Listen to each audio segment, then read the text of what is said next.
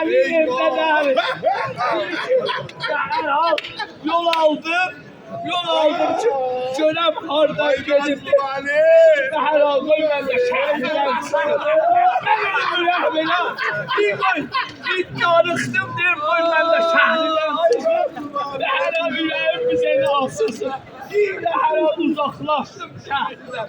Derhal yetiştim dünya gördüm bir nane yedim.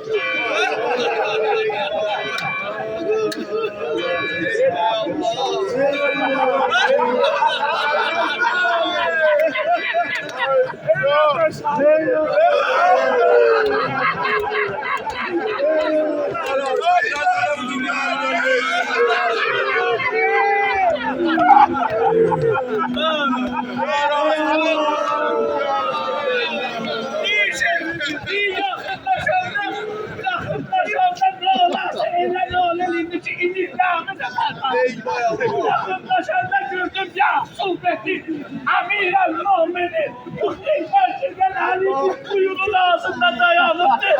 İnşallah beni bağışla. Ve hala din yakınlaştı bize. Ela İsa ya Rabbi.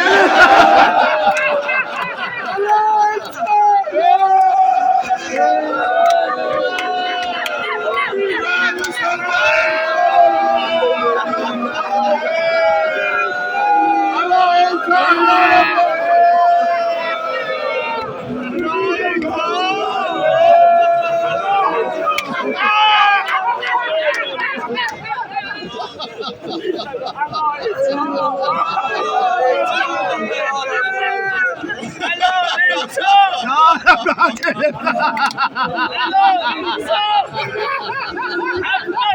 Hatmen inşallah nefes alacak böyle de.